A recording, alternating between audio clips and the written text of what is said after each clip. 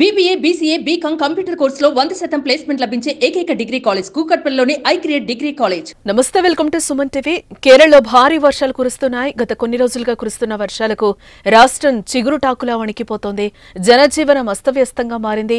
లోతట్టు ప్రాంతాలు నీట మునిగాయి. పలుచోట్ల కొండ చర్యలు విరిగిపడ్డాయి. కుండపోత వర్షాల కారణంగా వాహనాల రాకపోకలకు తీవ్ర అంతరాయం ఏర్పడింది. దీంతో ప్రజలు తీవ్ర ఇబ్బందులు పడుతున్నారు. ఇప్పటి వరకు 8 మంది మృతి చెందినట్లుగా అక్కడ అధికారులు తెలిపారు.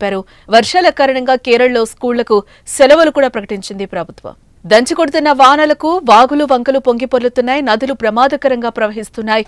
పెరియార్ నది వరద ఉధృతికి అళువాలోని మనప్పురం శ్రీ మహాదేవ ఆలయం నీట మునిగినట్లుగా తెలుస్తోంది.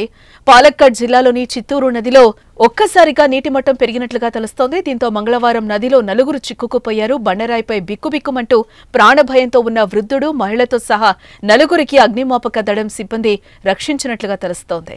అల్పపీడన ప్రభావంతో మరో 48 గంటల పాటు అతి భారీ వర్షాలు కురిసే అవకాశం ఉందని వాతావరణ శాఖ హెచ్చరించింది.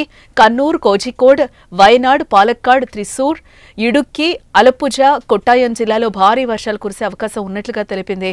దీంతో ప్రజలంతా అప్రమత్తంగా ఉండాలని అధికారులు సూచించారు. కేరళతో పాటు గోవా, కర్ణాటకలో కూడా భారీ వర్షాలు కురుస్తున్నట్లుగా తెలుస్తోంది. కర్ణాటకలోని పలు జిల్లాలకు ఐఎండీ రెడ్ అలర్ట్ జారీ చేసింది. ఇప్పటికే కార్వార్, అంకోలా, కుముటా, హొన్నావర్, భత్కల్, సిర్సి, సిద్ధాపూర్, ఎల్లాపూర్, దండేలి మరియు జోయిడా తాలూకాలలోని అన్ని పాఠశాలలకు సెలవులు ప్రకటించారు. గోవాలో గత 3 రోజులుగా భారీ వర్షాలు కురుస్తూ ఉండటంతో 1వ తరగతి నుంచి 12వ తరగతి వరకు అన్ని పాఠశాలలను మూసివేశారు. ఇటు తెలుగు రాష్ట్రాల్లో కూడా పలు ప్రాంతాల్లో వానలు దంచుకొడుతున్నాయి.